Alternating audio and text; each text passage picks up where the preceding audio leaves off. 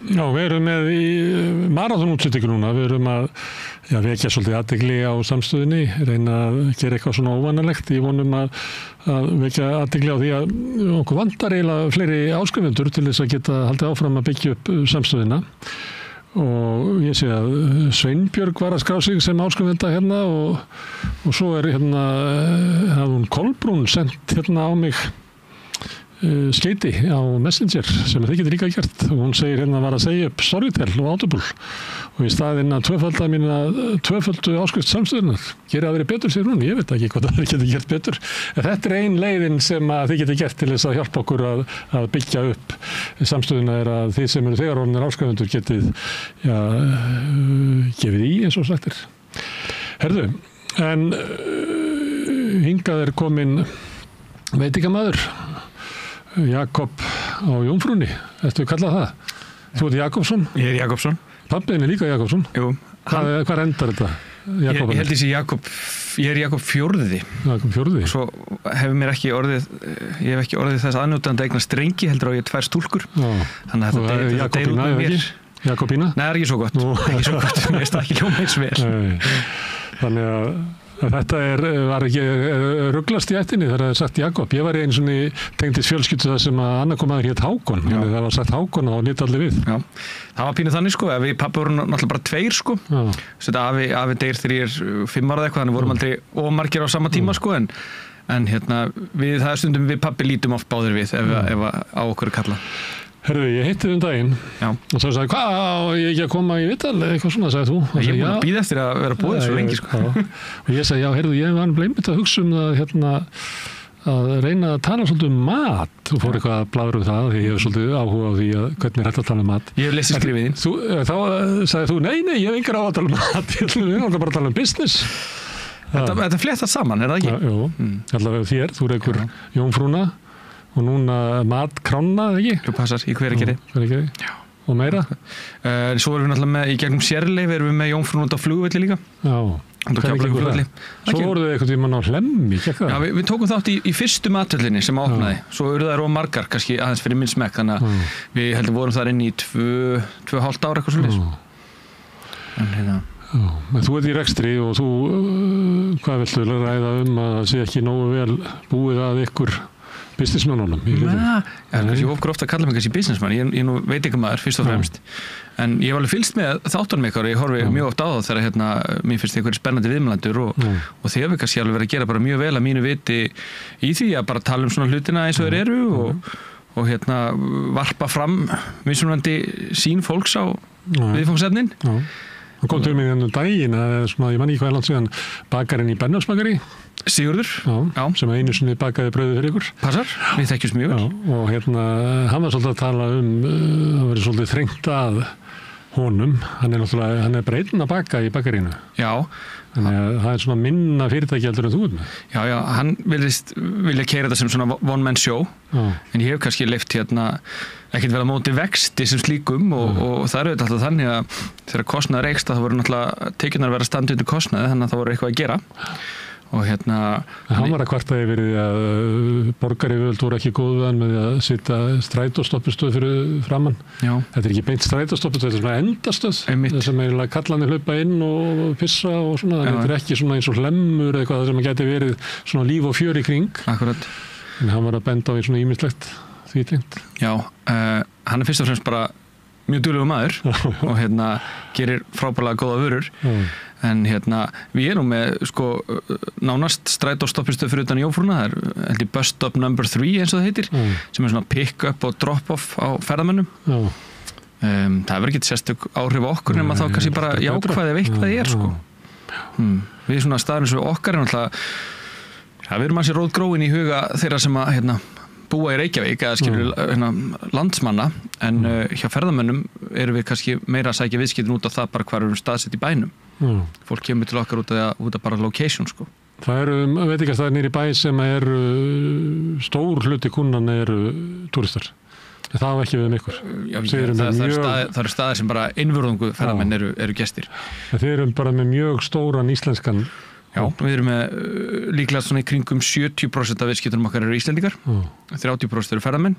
Þá þarf þetta kannski aðeins að leiðrétta fyrir því að á aðventunni nóvember og desember sem jafnan mikil háan hjá okkur, sem bókast á upp, að því leiðir geta ferðamennin ekki komið þá. Þannig að kannski við sumartíman geti ég trú að þetta væri nánast 50-50, en kannski það sem okkur hefur tekist að gera vel er að ferðamennin koma mikið á kvöldin.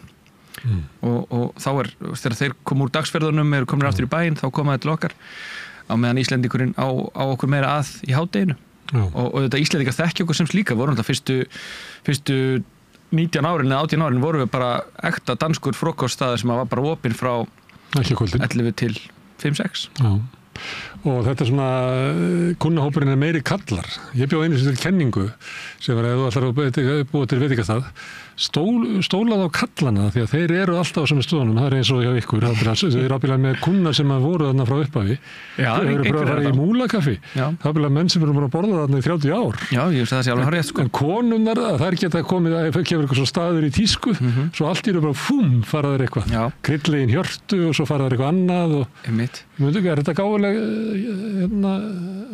kenning í veitingarekstri? Það var nú alveg konur og svona konublogg skrifað það hversu gaman þeim fannst að koma á jómfrúnni í einhverju 50. hátíð, það voru eiginlega bara kallar þannig að gaman að konu geti fundist það gaman líka sko. En þetta kallandi séu svona meiri lojal kunnar í þessum bransa? Það kann vel að vera að við séum bara aðeins öðruvísi þenkjandi hvað þetta varðar og kannski meira svona ef við fílum eitthvað þá bara erum við til í að staldra við sko. En ég held að blandan okkar sé svona ansi jöfn sko og það sem náttúrulega ég ánægður með því okkar rekstri er þetta að við erum að vera 30 ára næsta ári að mér sýnist að við séum ekki að fara að deyja út með kúnunum okkar sko.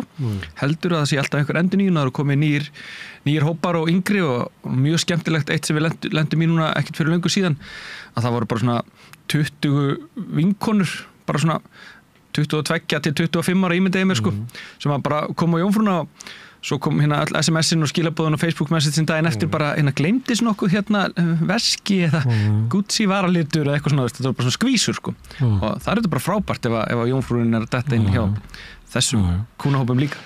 30 ár, það er 95? 96 í janúar. 96? Já. Það er alveg síðan.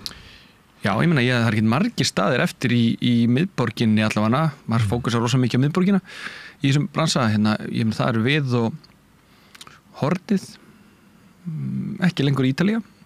Nei, hún er farin. Og hvað er ekkert komið í staðinn fyrir Ítalíu? Ég held að það sé búin að koma 3 staðir, frekar en 2 eða 3 síðan að Ítalía hætti. Það var einhver maður sem keypti í Ítalíu, fluttan einhvers allt annar staðar. Einmitt. Og matseðlinn er ekki svo samið að bara nafnið. Já, þetta er ekki góða viðskiptahættir. Ákveðt að kaupa eitthvað, ég er bara frekar að byrja þá með fyrirtæki from scratch í staðinn fyrir að vera að kaupa eitthvað rekstur, ekki keypt hann fasteign, þetta er leigu eign, veit ég. Herðu, en hvað viltu tala um? Þú ert svo fullur af visku alla daga og veður á þér þegar þú kemur til mín, þú ert nú fastagestur á jómfrúnni, eða náttúrulega. Þessum var ég að spyrja 96 að ég man alveg eftir að ég fór og borðaði oft hjá pappaðinum. Akkurat. Og mér fannst þetta að vera góðu staður af því að ég stundum svona mikið að gera og eitthvað svona og stundum er ég að allt í hennu fatta ég 4 daginn að ég er svangur og þá hentaði þessi matur ágætlega. Stungir inn með seinni skipunum. Ég er ekki góður í svona, þetta er svona kallastaður, ég hef náttúrulega búið aðeins í Danmörku. Já. Og þetta minnir maður svolítið á í svona hádegismat hjá Dönum. Að þeir drekka svolítið aðeins vel, þetta er eiginlega svona hópar sem að hittast sem að eru geta lefst sér það að koma eftir hádegi í vinnunni. Ég hef alveg sagt það fullu fetum og mér finnst það bara flott og elegant að ég held að vegum alveg okkar að Jómfrúin á alveg svona sinn þátt í því að hafa kannski búið til einhvers konar svona vín eða áfengis meðferðar kultúr sko, hvernig við förum með áfengi að þetta bjórinn var leyfður hvað 89 þannig að það er ekki rétt nema einhver 6 ár þá til að Jómfrúin opnar og ég held að við séum bara einn að fáum stöðum ég hef vel ennþann dag í dag þar sem að það er bara þykir ekkert álita mál þó þú sitir þarna á þriðjudegi eftirmiddaginn eða í hádeginu jafnvel eða hvað sem dagurinn heitir og sérst að dreipa á bjór skilur jafnvel einu ágaviti það er bara ekkert aðtugavert við það ekki frekar en það er aðtugavert við það í Danmörku þá kannski við horfum nú gjarnan Sumt af matnum sem hjá þér var matur sem var á seðlinum 96. Já, það eru þannig svona klassískar smurbrauðsneiðar sem þú kemst ekki fram hjá því að hafa á seðlinum eða þú vilt ánabór kenna þig við smurbrauð. Og þetta er rauðsprettan. Þetta að vera með leverpostei í einhvers konar útfærslu. Dansta ævintýri. Er það sveppasósa? Já, það er svona lún sveppasósa með djúpstekti steinselju og sultu. Mjög basic réttur. Önnur útgáfa af leverpostei sem er kennd við H.C. Andersen og það var Ida Davids sem bjó til þá sneið. Er það ekki það sem er lifrakæfa og svo er svona svína sneið yfir? Já, það er eiginlega bara bacon, ofan á rúgbrauð, lifrakæfa, púrtvinslaup sem að Dani kalla ský, svo er piparót sem er svona samanþjöppuð og drissa yfir með steinselju. Og þetta er dýralækningsins eitthvað svolítið. Þeir fengu að hverfa þegar ég komst til valda, þá leti þá hverfa. Það var eitthvað svona svína sneið sem var ofan á. Já, það var 2 frægir réttir, annars vegar svo dýrlegins móðmað og hins vegar aftensmat eða kveldmat sem var annars vegar saltkjöt, hins vegar spægipilsa. En þetta eru nokkið svona réttir sem voru kannski aldrei eitthvað sérstaklega vinsælir en pappa gamla fannst þeir þurfa að vera. En svo breyti ég þessu öllu saman. Og líklega þannig að ef maður kemur inn á svona stað þá á maður geta gengið þessu. Já. Þið eru með sem er skemmtilegt í þessi hefð að vera, þetta er eiginlega svona mánudagsmatur myndum maður halda. Já. Þessu er oft í svona eldhúsum, þetta eru þú gerir eitthvað gott við matarleifarna frá sunnudeginum. Já, þannig var þessu brauðsnum. Já, og þannig var eiginlega smurbrauðshefðin og þetta sem var þangað til nýverið lögvernduð yngrein í Danmörku bara rétt eins og að vera matreiðslumaður, framleiðslumaður, kjötiðnaðarmaður, að þú lærið þess til smurbrauðsjónfrúr og pabbi lærið það back in the days, útskrifast held í 94 og hann lærði undir Ida Davidsen sem er auðvitað svona drottningin í þessum fræðum. Þetta fag er til en þetta sem slíkt en það er aðeins búið að sameina það bara inn í veitinga og matreiðsluskólanum kann ekki alveg að fara með það hvernig því er hátta akkurat núna en þú getur áfram lært þessi fræði þau heita að þú útskrifast ekki sem smurbrauðsjónfrú samt. Þannig að þetta er bara alvöru kúrsus að fara í gegnum. Og þetta er sterk hefði í Danmörku og það er, ég held að sé á sælunum hjá þeir, það sem er eiginlega svona fallegast við þetta að nýta mat. Það er þess að brauðsneiðar með kartöflunum. Já. Sem ég skal viðurkenna það að ég hefur alltaf að smakka þetta í Danmörku. En mér finnst þetta svo spartanst og fínt að það bara kartoffel með alls konar, þú getur gert alls konar með þetta en ég ætla að segja eins og áðan hefðin á bakveit er rauninni sú og þannig að nafni tilkomið að það var í verkahring yngstu stúlkunar á sveitabæjunum að vinna rauninni þá smurbrauð úr afgöngum segjum gærkvöldsins og bera það sín út á akurinn til þeirra sem voru að starfa þannig var þetta til og þess vegna kannski heitir þetta smurbrauðsjónfrú. Þess vegna reis ég alveg upp á afturfæturnar þegar einhverjir ég held að vera einhver pírati í borgaráði sem að vildi fara að afnema þetta menn eða konur heldur jónfrúaræður í þinginu eða í borgarstjórn Mér finnst það bara flott, mér finnst það bara fallegt þetta er gott íslenskt orð. En þetta með kartöflunar og svo kannski eru sumar eins og það er sunnudasteikin þannig að það er svona fjari út fyrir að fara að líða á vikuna að kannski kartöflunar og síldin sé þarna á 50 deginum. Já, en að saman skapi fyrir einhvern sem er í veitingarækstir þá býr þetta líka bara til ógeðslega góða hringrás og þú vilt náttúrulega hafa hringrás á þínu matseðli, þú vilt ekki vera að kaupa einhver hráefni sem að einvörðungu duga í eitthvað rétt og ef hann selst ekki þá er hráefnið ónýtt. Þannig bara sem dæmi, það sem ekki selst hjá okkur af purusteikinni það er bara þá bygsimatur á miðvikudegi þannig að þetta, svona þarf þetta að virka Já, og þannig er það þegar ég hafði hvað mest gaman að ég elda heima að þá var þetta það sem að mér fannst að vera skemmtilegast hvernig maður nýtti matinn og þá var ég einmitt að hugsa svona mánudagsrétti eins og til dæmis að að búa til ítalska hrískornaréttin risotto það á maður bara að gera á mánudögum þú veist, maður á bara að nota það sem er til það er alveg fáránlegt að kaupa inn fyrir risotto þetta getur eitthvað gert það ef maður vill að kaupa smá bút af merg og safrani og búa til eitthvað þannig og setja gull yfir það en hefðin er meira og minna nýting á afgöngum. Það er svolítið hefðin á bakvið þetta og kannski það sem að líka gerir þetta bara að góðum business líka. Einu sinni hitti ég starfsmann sem hafði unnið hjá okkur. Já. Vonandi hafði hann eitthvað jákvætt að segja. Já, en ég var svo hissa. það var eitthvað verið að tala og hann sagði við notum forsóna kartöflur. Já. Og hann sagði, forsóna kartöflur, því ég með fordóma var alveg uppið það einhvern veginn. Þú og Hallgrímur Helgason eru með þessa fordóma, eflaust fleiri. Já, ég veit að þessum er ég að tala um þetta. Og þá sagði viðkomandi starfsmaður, það eru bestu kartöflur sem eru valdar í það. Er þetta rétt? Ég held að þetta sé rétt. Já. Út af því að þær verða alltaf þær verða svona götóttar, svolítið svona ljótar ef þú velur ekki það bestu í þetta og svo er þetta bara ágætt í skimslu aðferð eins og hvað annað þetta er bara eins og niðursonnir tómatar að það eru tómatarnir sem eru teknir eru bestir á akrinum þann daginn. Akkurat. Þannig ég myndi nú ekki þú átt að nota niður svona tómata í staðin fyrir að taka ykkur tómatar sem eru fluttir halvan yfir við nöttin og fara eitthvað að reyna að vinna þá. Akkurat. Sem eru tíndir kannski grænir og látnir verða rauðir á leiðinni. Það er ekki sama krafturinn og í tómatur sem eru tíndir og settir beint í dósum. 100% pluss öll íblöndunarefnin til þess að ná einhverjum lit eða einhverju bragði Herðu, þú ert alveg upp í þessu? Já, má segja, frá fyrsta sumari mitt á Jómfrúnni í vinnu hjá pöpunum mínum var sennilega árið 2003. Eða 4, með hergum 20 okkar ár. Og þú kaupir Jómfrúnna pabbanum, reyndar í félagi með ykkur aðra þarna? Jú. Maður þarf að hamast eitthvað áfram í þessu og þetta er skemmtileg saga, ég sett lík MBA-námi árið 2015 og hitti þá einn góðan vin minn sem ég var svona leitandi, ég var þá búin að vera að vinna á Jómfrúnni og ég vissi ekki alveg hvað mér langaði að gera við mig, mér langaði bara að fara að gera eitthvað annað og það er sameiginlegur vinur okkar, Birgis Bíldvett sem ég fekk með mér í þetta sem að segir bara, ég er með mann sem þú þarft að hitta og það var Birgir og við tökum gott spjall og hann var þá að fara inn í Noreg held ég með Dominos á þeim tíma, var með license fyrir Noreg. Það var búin að kaupa samt svona einhverja staði hér og þar í Reykjavík. Nei, það kom eiginlega seinna, Jómfrúin var svona fyrsti. Hann langaði svolítið eiga sína staði, sem er bara besta mál. Og en hann tekur á mig svona típiska svona employers question einhverja í lokin, hann segir bara, Jakob, ef þú getur gett hvað sem hvað myndir þú gera? Og ég segi bara, ég hef enda rosalega trú á Jómfrúnni, skulum kaupa hana. Þannig að það var eiginlega þannig sem við gerum það. Þannig að hann hafði trú á þér og þú hafði trú á Jómfrúnni. Já, ég held að það sé svoleiðis. Og svo bara liðu árin og ég fann út að þetta væri ennþá skemmtilegur en mér kannski hefði órað fyrir og líka gaman bara að sitja við stjórnvölinn og svona fá að vera í bílstjórasætinu í sínu lífi á alla vegu.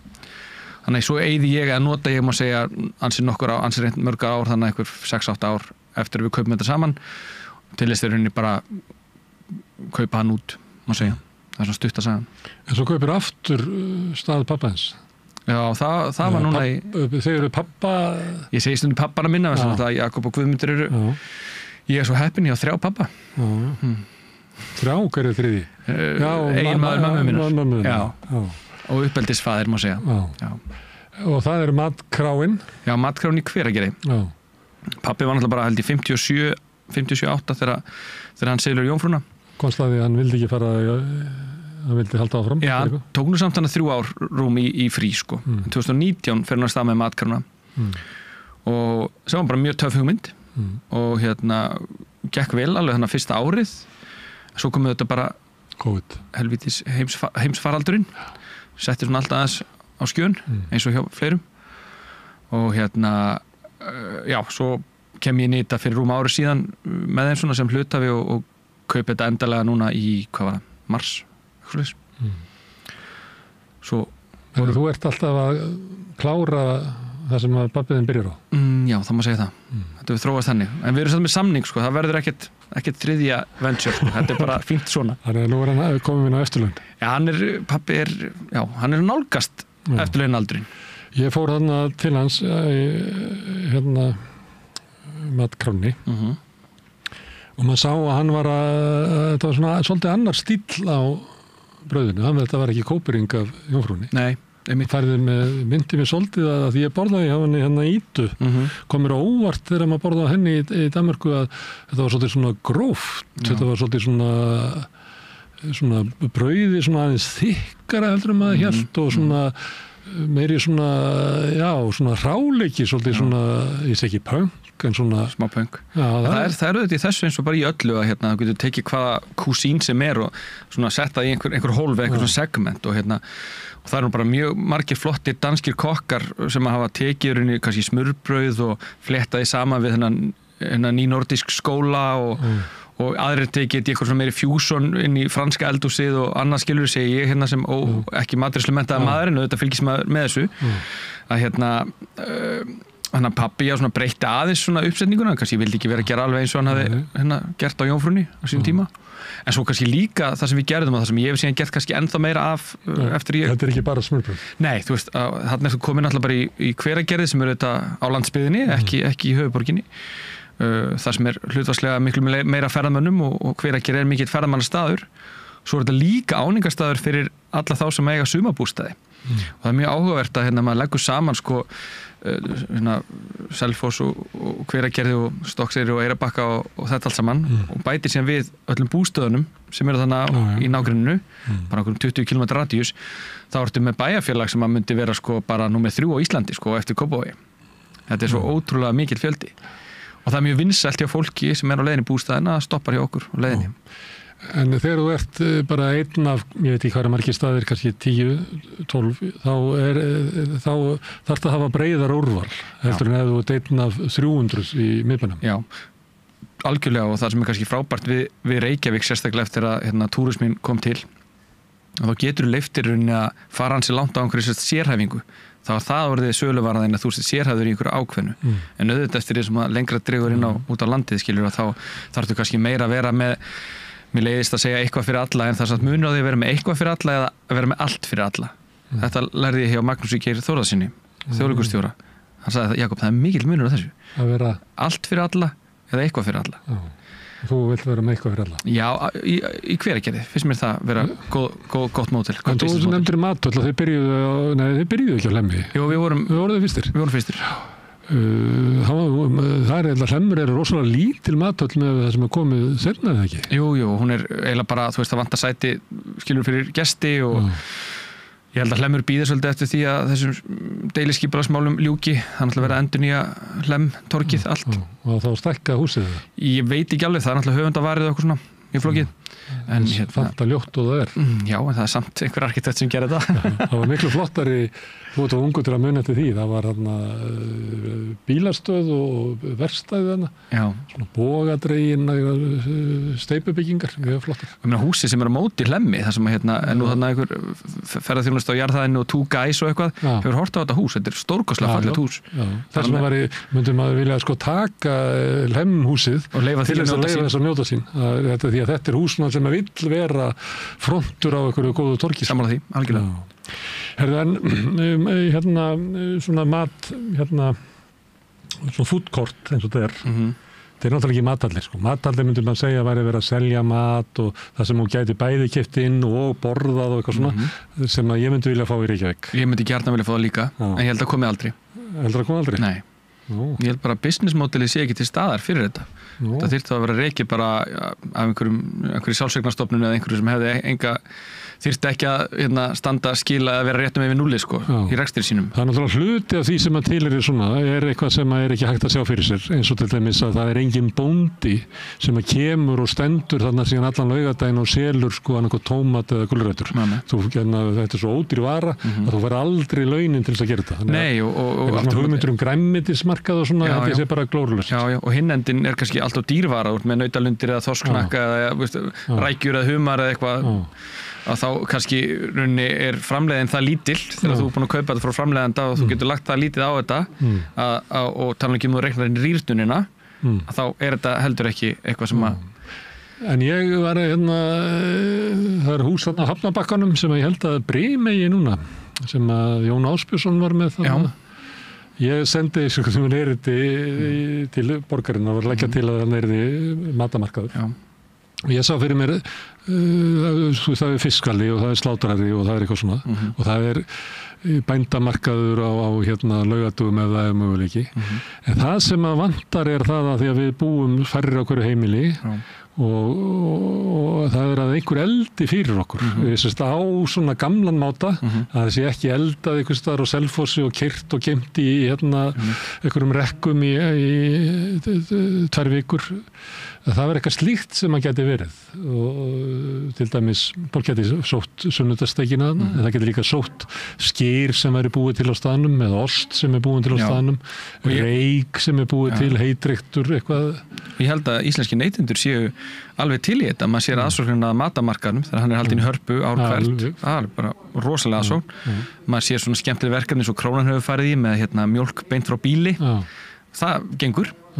Og svo veit ég ekki betur en að Reykjavíkurborg sé að auglýsa eftir rekstraraðila í Kólaportið. Þannig að þarna kannski komið tækifæri til þess að þá líka blanda saman þá ekki bara endilega matartengdu, heldur líka þá kannski einhverju öðru í bland. Og maður sér eins og, ég fyrir nú alltaf í Torfehallinni þegar ég er í Kaupmannahöfn og þannig ertu með, það eru svona 2 hallir hlið við hlið, önnur er meira svona kannski eitthvað sem þú kaupir bara úr hillunni, það getur verið eitthvað gourmet súkkulaði eða sérstakar kaffibaunir eða vín. Eitthvað svona hipsteradót. Já, það er alltaf vantar að við megum selja vín annars staðar enn í ÁTVR. Það vantar það í landið okkar. Sjáðu bara eins og okkar frábæru kaupmenn sem voru með Hýjalín. Ég hefur ekki farið í þá verslun. Jó.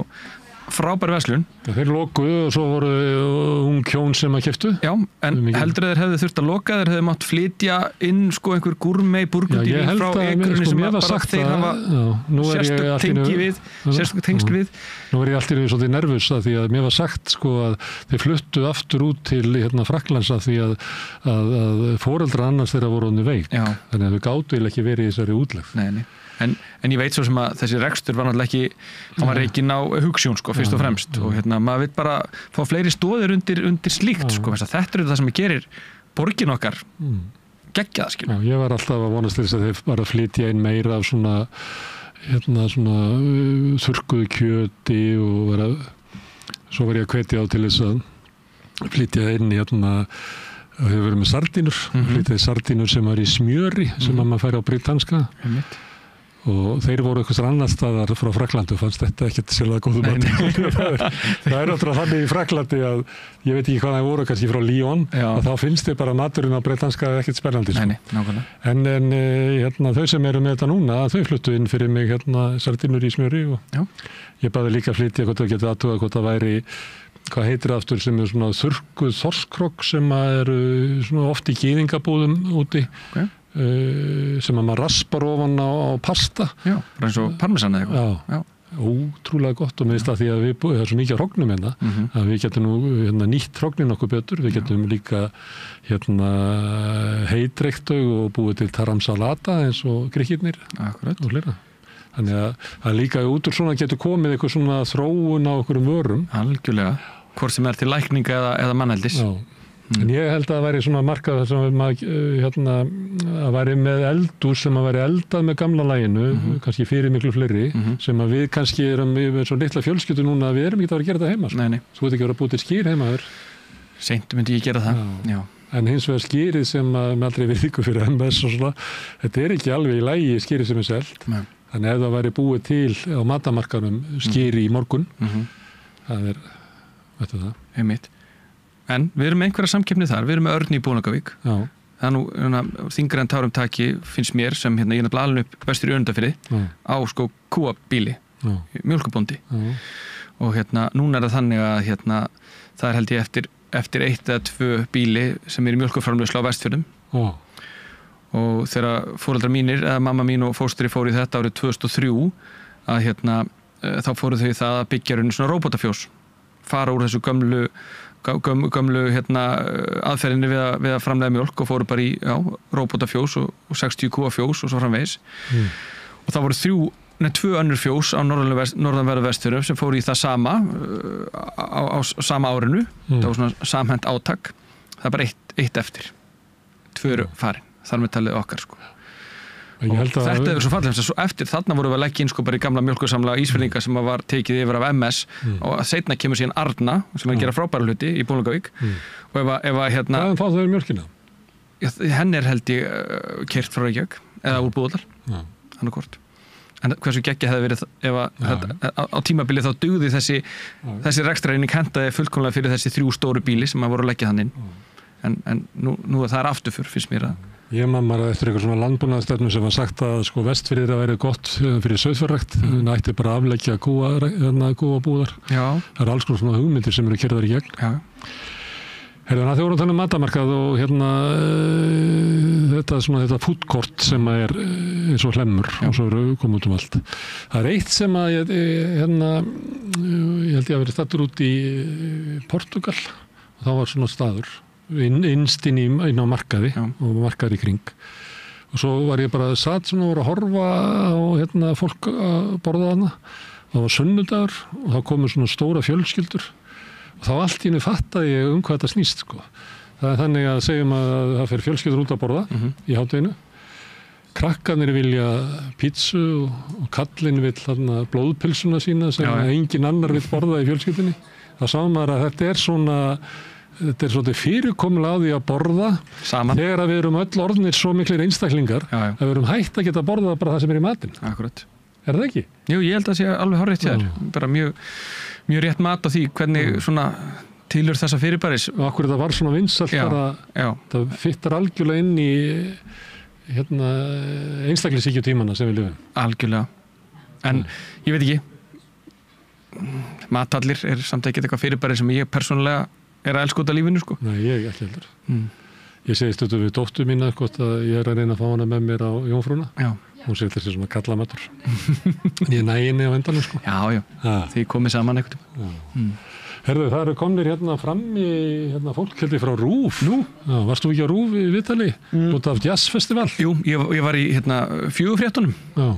Ég fekk að slá botnin í þær. Já. Mér skilst að ég er búin að vera inni síðan 9 morgun. Ok. Það ekki að sjá það á þér? Jú, ég er alveg ágif á líginni. En ég veit ekki hvernig veður eru núti. Ég finn það bara inn í stúdíónu það er svona frekar heitt. Já, við náðum bongodegi. Já, þannig ég kem mjög þakkláttur veitingamaður hérna eftir daginn sko, til þín. Það breytir öllu þegar það er jazz og gott veður.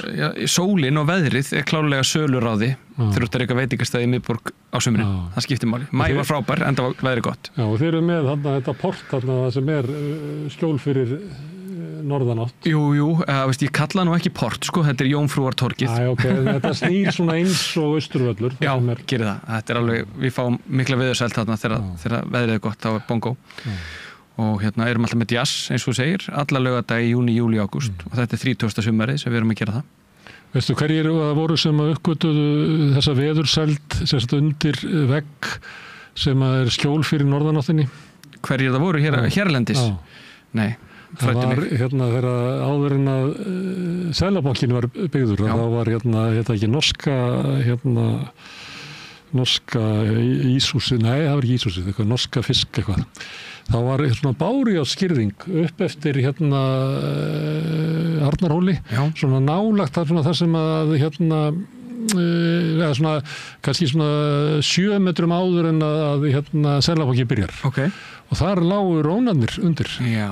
Og voru þá allir sólbrúnir og sætir. Einmitt.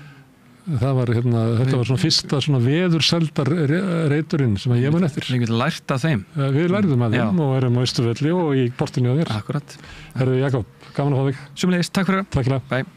Herðu, það er víst von á að ég held að Ríkisútvarpið ætla að yfirtaka samstöðuna hér eftir augnablik. Sjáum til með það. Tryggjum sjálfstæði samstöðvarinnar, maraþón málþóf núna helgina frá laugardagsmorgni til sunnudagskvölds 28. og 29. júní í lengsta þjóðmála verið með okkur helgina til að tryggja sjálfstæði samstöðvarinnar.